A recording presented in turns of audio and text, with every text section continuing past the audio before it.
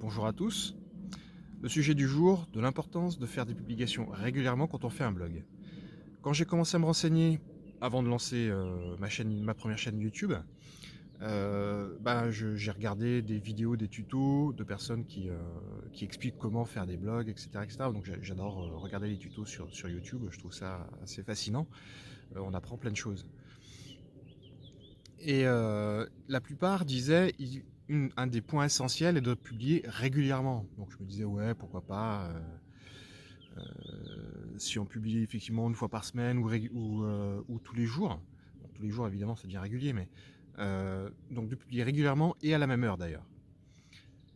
Et comme je travaille, voilà, j'ai mon travail quotidien, les vidéos, je fais ça en plus, pour le plaisir en tout cas.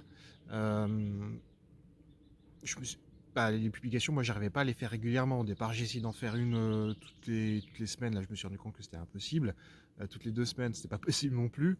Et puis, rapidement, je suis arrivé à faire des publications très irrégulières sur YouTube, c'est-à-dire quand je pouvais, en fait. Et je pouvais en faire une tous les 3 semaines et arriver à en faire une après plusieurs mois seulement. Et puis, pendant le confinement, j'ai suivi une personne là sur LinkedIn qui s'appelle Pierre Paperon, qui tous les matins à 7 heures pile, réglé comme une horloge, faisait un rapport sur l'avancée du Covid, en tout cas sur son évolution, avec des graphes, avec l'évolution du Covid en France et dans d'ailleurs plein de pays dans le monde. Euh, il indiquait aussi des articles, il montrait des articles pour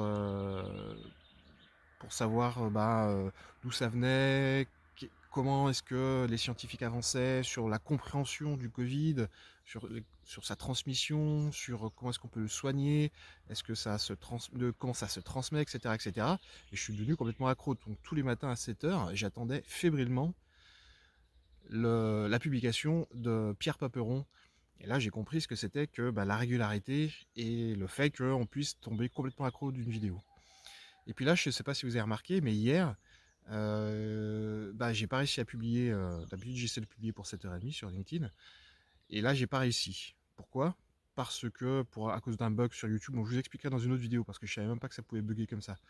Euh, je me suis dit, bon, alors, il y a quand même pas mal de gens qui régulièrement mettent un pouce bleu sur mes vidéos ou parfois les commentent. Alors, il y en a qui commentent régulièrement, il y en a d'autres qui mettent régulièrement un pouce bleu, puis je pense que la grosse majorité, juste regarde et ne dit rien. Enfin, j'espère qu'il y a une grosse majorité derrière, qu'il y a plus de monde.